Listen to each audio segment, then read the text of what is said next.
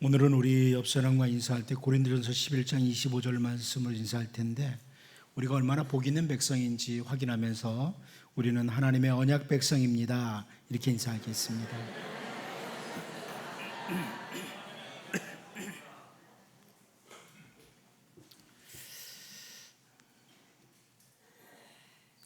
다윗이 하나님의 은혜로 그 궁전에 거주하게 되었을 때, 궁전에 이제 거주하는 이런 자리에 들어갔을 때 계속 광야의 길에서 여기저기서 쫓겨다니기도 하고, 혹은 잠시 헤브론에서 왕이 되기도 했다가 이제 예루살렘 그 궁전에서 거주하게 됐을 때 언약궤를 생각합니다.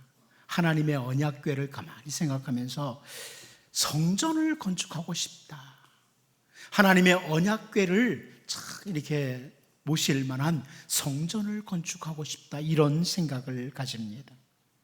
그런데 우리가 참 잘 알고 있는 것처럼 하나님께서는 다윗이 아니라 그 아들 솔로몬 때에 성전을 건축하도록 허락하시겠다고 선지자 나단을 통해서 말씀해 주십니다. 그리고 이어서 하나님께서 이 선지자 나단을 통해서 다윗에게 어떤 말씀을 주시냐면, 다윗아, 네 아들 솔로몬을 비롯해서 그 모든 네 후손들을 내가 든든히 세워주겠다, 네 후손들을 든든하게 세워주겠다, 이렇게 말씀을 해 주십니다. 이 말씀은 사울 왕 때에 단대로 그 왕의 자리를 차지하고 끝나는 것처럼 되는 게 아니라, 이제 네 후손들은 계속해서 왕의 자리에 앉아서 내가 주는 그 권세를 누리게 될 것이다, 이렇게 말씀해 주시는 거죠. 그 하나님의 언약의 말씀, 약속의 말씀을 들은 다윗은 너무너무 감사한 마음과 함께 하나님 앞에 나가서 기도를 드려요.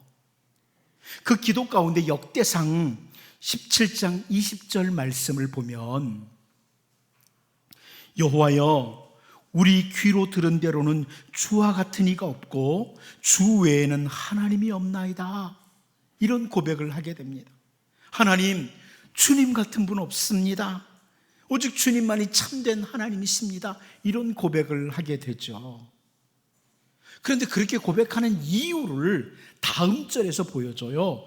역대상 17장 21절 22절에서 이렇게 내가 하나님밖에 없다는 것을 이런 이유 때문에 고백합니다 하면서 하는데요, 땅에 어느 한 나라가 주의 백성 이스라엘과 같으리까? 하나님이 자기 백성을 구속하시려고 나가사 크고 두려운 일로 말미암아 이름을 얻으시고 애굽에서 구속하신 자기 백성 앞에서 모든 민족을 쫓아내셨으며, 주께서 주의 백성 이스라엘을 영원히 주의 백성으로 삼으셨사오니 여호와여, 주께서 그들의 하나님이 되셨나이다, 이런 표현을 합니다. 이게 무슨 의미입니까? 하나님께서 과거에 아브라함에게 언약의 말씀을 주셨습니다. 그 말씀 그대로, 언약하신 그대로, 혹은 이삭과 야곱에게 언약의 말씀을 주신 그대로 내 후손들, 애굽이라고 하는 큰 나라에서 종살이를 하지만 그 이스라엘 백성들을 다시 돌아오게 한다, 약속의 땅으로 돌아오게 한다, 이미 언약을 주신 그대로 건져내는 일을 하신다, 그랬는데 실제로 그렇게 됐다는 거예요. 다윗이 그 말씀 드리는 거예요. 하나님 앞에 기도하면서, 하나님, 과거에 아브라함에게 주셨던 그 언약의 말씀대로, 이삭과 야곱에게 주셨던 그 언약의 말씀대로 하나님은 그대로 이 백성 이스라엘을 위해서 일해 주셨습니다. 언약을 성취하셨습니다. 이런 기도를 드리는 거예요. 하나님 외에 누가 하나님입니까? 이렇게 말입니다. 그러면서 다윗은, 하나님, 그 하나님이 저에게도 지금 약속 주셨습니다. 저에게도 언약을 주셨습니다. 하나님, 그 언약을 주신 대로 이루어내시는 하나님이신데, 하나님께서 우리 다윗의 후손이죠, 내 후손들 든든히 세워주신다는 그 언약을 이루어 주옵소서, 이런 기도를 드리는 거죠. 여러분, 가끔 여러분들 집에도 이렇게 그거 붙여놓잖아요. 다윗이 했던 것처럼 저희 종의 집을 든든히 세워달라고, 이런 거 붙여놓지 않습니까? 결국 이 다윗의 표현은 조상 아브라함과 이삭과 야곱에게 언약의 말씀을 주셨던 하나님은 반드시 언약을 이루시는 하나님이시고, 다윗은 그 하나님이 바로 자기 하나님이기에 내게 이렇게 언약 주신 대로 반드시 이루실 줄로 믿습니다 하는 그런 고백입니다. 말씀하신 대로, 언약하신 대로 이루어 주십시오 하는 기도예요. 자, 이렇게 다윗과 하나님과 맺은 언약, 이것을 잠깐 기억하고요, 우리는 잠시 다윗의 후손들을 잠시 한번 생각해 보죠. 다윗의 후손 가운데 여호사밧의 아들 여호람에 대해서 우리는 과거에 살펴봤어요. 여호사밧의 아들 여호람. 여호사밧의 아들 여호람은 32살의 왕이 돼서 8년을 통치하고 창자의 병이 들어서 죽음을 맞이합니다. 이 사람 40살에 죽은 거예요. 32살의 왕이 되고 8년 다스리다 죽었는데 약 40에 죽었는데, 성경은 뭐라고 묘사하냐면 이 사람 40에 죽었지만 아끼는 저 없이 죽었다. 세상에 사는 사람들이 그냥 잘 죽었다 이런 식이라는 거예요. 40에 죽었는데. 그 여호람이 8년 동안 왕의 자리에 앉아서 남쪽 유다를 깊은 어둠으로 끌고 갔기에 그렇습니다. 깊은 어둠으로 끌고 갔어요. 역대하 21장 6절을 보면 그가 이스라엘 왕들의 길로 행하여 아합의 집과 같이 하였으니 이는 아합의 딸이 그의 아내가 되었습니다. 그가 여호와 보시기에 악을 행하였으나. 그럽니다. 여호람에 대한 이야기예요. 여호람이 북이스라엘 왕들처럼 아합의 집처럼 우상 숭배, 아주 악한 길, 이런 길을 갔다는 겁니다. 하나님 보시기에 참 악을 행했다. 남쪽 유다를 북이스라엘처럼, 그 아합의 집처럼 어둠으로 가득 채웠던 왕이 바로 여호람 왕입니다. 그런데 다음 절을 보면요, 역대하 21장 7절을 보면 여호와께서 다윗의 집을 멸하기를 즐겨하지 아니하셨으면 이전에 다윗과 더불어 언약을 세우시고 또 다윗과 그의 자손에게 항상 등불을 주겠다고 말씀하셨음이더라 이럽니다. 이게 무슨 말씀이에요? 여호람이 살아간 모습은 이거 하나님이 징벌하기에 정말 진멸당해야 될 이런 모습으로 살았어요. 그런데 과거에 다윗과 하나님이 맺은 언약이 있는 거예요. 다윗아, 내 후손들이 혹시 잘못한다고 할지라도 내가 그들 다 진멸하지 않고 그들을 왕의 자리에 계속 있도록 해주겠다. 내 후손들이 계속 왕의 자리에 있도록 해주겠다. 바로 그 언약 때문에, 그 언약으로 인해서 지금 여호람이 이렇게 악하게 행동을 했는데도 진멸하지 않으셨다는 거예요. 하나님께서 다윗과 맺은 그 언약 있죠? 그 언약을 따라서 항상 등불을 주겠다고. 자, 네 후손들 계속 내가 비춰주겠다, 자리를 주겠다, 이 언약을 그대로 지키셨다는 거죠. 저는 이제 이런 모습을 보면서 오늘 본문에서 그 다윗과 다윗의 후손에게 언약의 말씀을 주신 하나님, 그 하나님과 이제 오늘 본문에서 남쪽 유다에서 일어나는 일들, 이 부분을 보면서 우리도 언약 백성이거든요. 우리도 예수 그리스도의 십자가로 말미암아 언약 백성이 되었는데, 언약 백성된 우리를 위해서 하나님께서 어떻게 일하시는지, 이런 부분들을 보면서 다윗의 후손들처럼 하나님의 은혜의 언약 아래 거하는 복 있는 사람들로 살 수 있기를 바랍니다. 첫 번째로 저는 오늘 본문에서 제거되기 시작한 다윗의 집을 보려고 합니다. 제거되기 시작한 다윗의 집이라. 오늘 보면 1절을 같이 한번 읽어보도록 하겠습니다. 같이 봅니다. 시작. 아하시아의 어머니 아달랴가 그의 아들이 죽은 것을 보고 일어나 왕의 자손을 모두 멸절하였으나. 여러분, 여기 왕의 자손은 바로 다윗의 후손들입니다. 다윗의 후손들을 가리킵니다. 여기 나오는 아달랴라고 하는 사람은 여호사밧의 아들이었던 여호람의 아내입니다.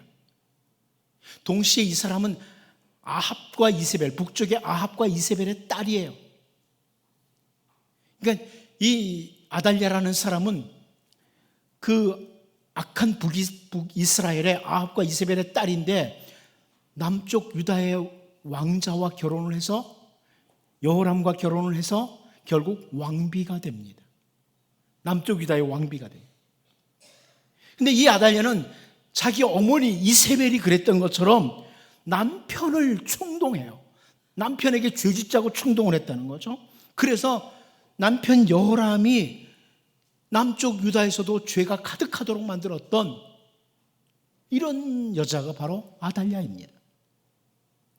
그런데 이 아달랴가 자기 아들 아하시아가 북쪽 이스라엘에 갔다가 죽었다, 이것을 보고 일어났다고 합니다.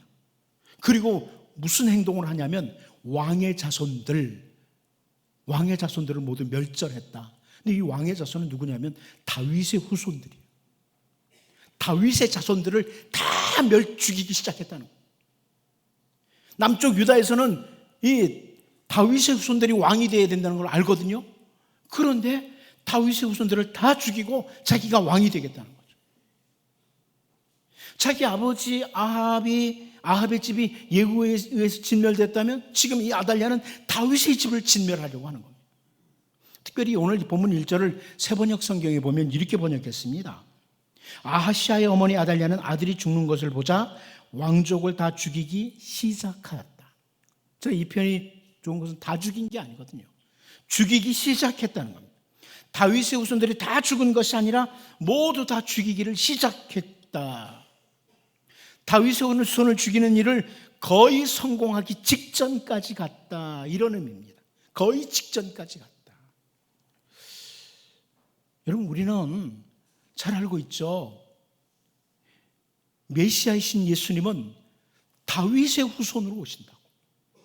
그런데 이 아달랴가 왜 악한 자이냐, 유다 역사에 아주 악한 자이냐, 다윗의 후손을 다 죽여버려요. 그 구약학자들은 이때가 남쪽 유다의 최대의 어두운 때였다. 만일 다윗의 후손이 이때 아달랴의 손에 의해서 다 죽었다면 약속하신 메시아는 어떻게 오느냐는 거예요. 그동안 우리는 열왕기하 10장까지 보면서 아합의 집이 완전히 진멸되는 것을 보았는데, 이제 열왕기하 11장 1절부터 다윗의 집을 진멸하는 아달랴의 이런 행동을 보면서 우리는 이제 북쪽의 이스라엘도 아합의 집이 다 진멸됐는데 남쪽 유다의 다윗의 집도 다 진멸되는가? 그렇다면 다윗에게 주셨던 하나님의 언약의 말씀은 어떻게 될 것인가? 이런 생각을 하게 되죠. 하나님께서 다윗의 후손들을 끊어지지 않겠다고 했는데 그 언약의 말씀은 어떻게 될 것인가? 이런 생각을 하게 돼요. 이제 다윗 왕조가 여기서 끝나는 거냐? 이런 생각을 하게 된다는 겁니다. 아달랴의 남편 여호람은 32살이 돼서야 왕이 되었고 8년을 왕으로 있다가 죽었는데, 이 아달랴가 결국 8년 동안 권력의 맛을 본 겁니다.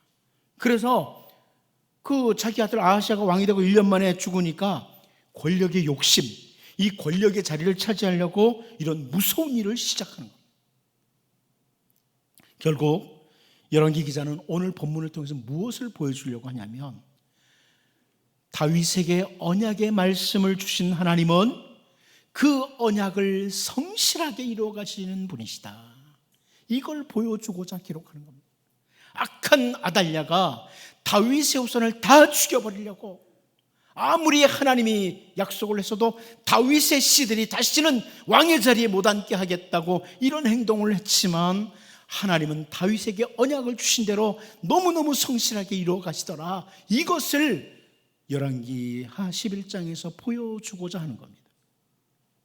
이스라엘 백성들은 하나님 앞에서 그 언약의 말씀대로 언약 백성답게 살겠다고 아주 분명하게 다짐하고 고백을 했었습니다. 그런데 그들의 삶을 보면 언약을 놓치고 언약 백성의 길을 벗어났고, 결국 우리가 열왕기 상하는 포로지에서 보게 된다.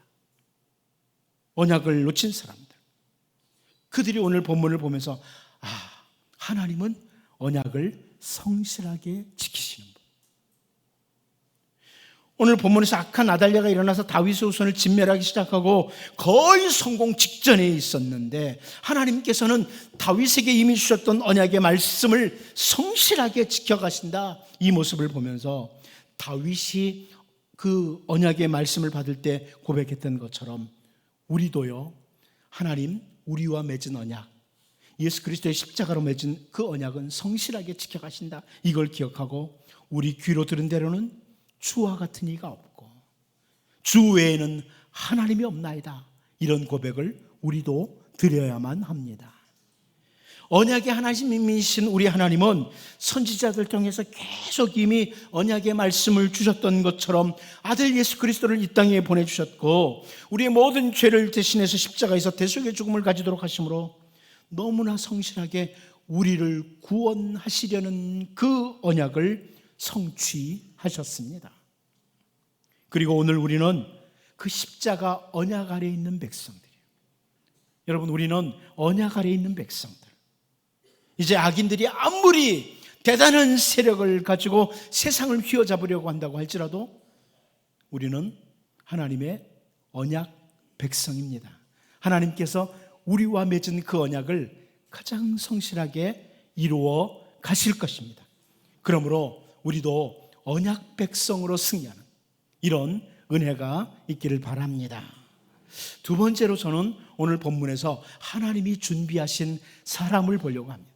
하나님이 준비하신 사람, 하나님께서 언약의 하나님께서 그 언약을 성취하시기 위해서 준비하신 사람, 우리 본문 2절을 같이 한번 보도록 하겠습니다. 같이 봅니다. 시작. 요람의 딸 아하시아의 누이 여호세바가 아하시아의 아들 요아스를 왕자들이 죽임을 당하는 중에서 빼내어 그와 그의 유모를 침실에 숨겨 아달랴를 피하여 죽임을 당하지 아니하게 한지라. 여기 보면 그 요람 왕 하는데 이 여호람입니다. 요람, 여호람 같은 사람입니다. 우리 한글 성경으로 볼 때는 요람과 여호람이 다른 것 같지만 히브리어 성경으로 보면 같다는 걸 분명히 볼 수 있어요. 근데 아무튼 이 여호람 왕은 아달랴의 남편 요람 같은 사람인데 유대인 역사가인 그 요세푸스는 그러면 여기 오늘 2절에 나오는 여호세바가 여호람의 딸이라면 여호람과 아달랴 사이에서 난 딸이냐? 그렇지 않다는 겁니다. 여호람과 후궁 사이에서 난 딸이다. 이렇게 유명한 역사가인 요세푸스가, 유대인 역사가인 요세푸스가 말하죠. 우리가 성경을 해석할 때 상당히 많이 참조하는 책 중에 하나가 바로 이 유대인 역사가인 요세푸스의 책을 많이 참조합니다. 우리는 잘 모르지만 유대인 역사가 이 부분을 잘 알고 있어서 우리가 많이 참조하는데요. 어쨌거나 이 여호세바라는 사람은 아달랴와 후궁 사이에서 타는 아달랴의 딸은 아니라는 거죠. 그런데 하나님께서 이 아달랴라는 사람이 다윗의 후손들을 다 죽이는 이런 절박한 상황에서 그 아하시아의 누이 여호람의 딸을 통해서 여호세바를 사용해서 다윗의 후손을 건져내시는 거예요. 이 여호세바에 대해서 역대하 22장 11절을 보면 왕의 딸 여호사부앗이 아하시아의 아들 요아스를 왕자들이 죽임을 당하는 중에서 몰래 빼내어 그와 그의 유모를 침실에 숨겨 아달랴를 피하게 하였으므로 아달랴가 그를 죽이지 못하였더라. 여호사부앗은 여호람 왕의 딸이요 아하시아의 누이요 제사장 여호야다의 아내이더라. 그럽니다. 자, 여기도 역시 여호세바와 여호사부앗은 히브리어로 보면 같은 이름입니다. 같은 사람입니다. 이 여호세바가 여기 보면 누구와 결혼을 했다고 하냐면 제사장 여호야다와 결혼했다고 합니다. 학자들은 이 여호야다는 당시의 대제사장이었다고 이렇게 바라봅니다. 이 여호세바는 여호람 왕의 딸이요 아하시아의 누이지만 동시에 당시 대제사장 여호야다의 아내였다. 이 여호야다가 어떤 사람이냐면요, 훗날 하나님 말씀을 중심으로 다윗의 후손을 왕으로 세우는 일도 하지만 그 왕 요아스를 잘 도와서 하나님 백성답게 다스리도록 이런 일을 잘 했던 사람이 바로 제사장 여호야다예요. 참 올바른 이런 제사장이었죠. 자기 손자들 다윗의 후손들을 모조리 죽이고 왕이 되고자 하는 아주 도끼가 가득 찬 아달랴의 악한 행동들이 일어나는 그 상황에서 갓난아기입니다. 갓난아기인 아하시아의 아들 요아스를 구출해낸 사람이 바로 대제사장의 아내였던 여호세바다. 하나님께서는 다윗과 맺은 그 언약의 말씀을 정말 성실하게 이루어 가시기 위해서 여호세바를 준비하셨다는 말씀. 다윗과 맺은 언약을 이루기 위해서 여호세바를 준비하셨다. 여러분, 우리는 모세 때의 상황을 잘 알죠. 산의 아이가 태어나면 무조건 죽여라. 이게 바로 애굽의 바로의 명령이었습니다. 그런데 그 상황에서 모세를 잘 양육했던 사람은 바로의 공주였습니다. 그 바로의 공주였어요. 하나님께서 그 바로의 공주를 준비하신 거예요. 다윗이 시편 68편 9절 10절을 통해서 하나님이여 주께서 급족한 비를 보내사 주의 기업이 곤핍할 때에 주께서 그것을 견고하게 하셨고 주의 회종을 그 가운데에 살게 하셨나이다. 하나님이여 주께서 가난한 자를 위하여 주의 은택을 준비하셨나이다. 이런 고백을 합니다. 하나님은 심령이 가난한 주의 백성들을 위해서 정말 은택을 준비하시는, 가장 좋은 것을 준비하시는 분이시다. 여러분, 세상이 몇몇 힘 있는 사람들, 어떤 사람들에서 막 움직이는 것 같습니까? 그런데요, 하나님은 우리를 위해서 준비하시는 하나님이십니다. 가장 좋은 것을 준비하시는 거예요.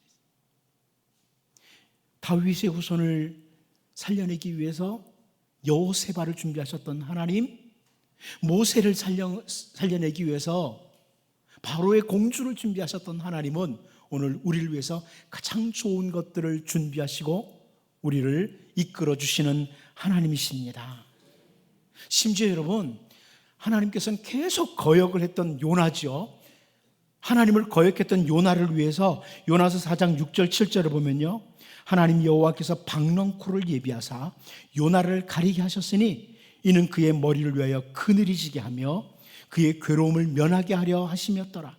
요나가 박넝쿨로 말미암아 크게 기뻐하였더니 하나님이 벌레를 예비하사 이튿날 새벽에 그 박넝쿨을 갉아먹게 하심에 시드니라, 이런 표현이 나옵니다. 무슨 말씀이에요?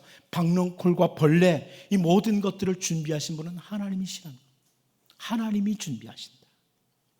요나로 하여금 올바른 길로 가도록 하기 위해서 하나님이 준비하시는 거죠. 언약 백성들을 위해서 가장 좋은 것들을 준비하시는 하나님, 그 하나님을 우리는 성경 곳곳에서 볼 수 있습니다. 그런데 그 우리 주님이 마태복음 25장에서 열처녀의 비유, 달란트 비유, 그리고 양과 염소의 비유를 주시면서 언약 백성들은, 하나님의 언약 백성들은 다시 오실 주님을 만날 준비를 해라, 이렇게 말씀을 하죠. 다시 오실 주님을 만날 준비를 해라. 여러분, 하나님은 우리를 위해서 가장 좋은 것들을 준비하시는, 특별히 언약 백성인 우리를 위해서 가장 좋은 것들을 준비하시는 하나님이십니다. 우리도 언약 백성으로서 특별히 주님 만날 준비도 잘하고 사는 이런 귀한 주의 언약 백성들로 살 수 있기를 바랍니다. 마지막 한 가지 더 보겠습니다. 세 번째는 가장 안전한 곳에 대해서 좀 보려고 합니다. 가장 안전한 곳이라. 세상에 사는 동안에 가장 안전한 곳이 어디일까? 이렇게 볼 수도 있습니다. 오늘 보면 3절을 같이 한번 읽어보도록 합니다. 같이 봅니다. 시작. 요아스가 그와 함께 여호와의 성전에 6년을 숨어있는 동안에 아달랴가 나라를 다스렸더라. 아달랴라는 사람이, 약한 사람이 6년을 다스립니다. 유다 나라를 이 6년 동안 더 깊은 죄악으로 우상 숭배의 나라로 점점 가득 채운 이런 사람이었습니다. 아주 악한 시대였습니다. 그런데 열왕기 기자는 이제 갓난아기였던 이 요아스가 그래도 한 7살 될 때까지 한 6년 동안을 이제 성장하도록 보호하는데, 이 요아스를 여호와의 성전에 숨겨서 양육했다, 이렇게 표현해주고 있습니다. 여호와의 성전에 숨었다. 우리가 잘 알다시피 아달랴는 아합과 이세벨의 딸입니다. 그리고 동시에 우상 숭배자입니다.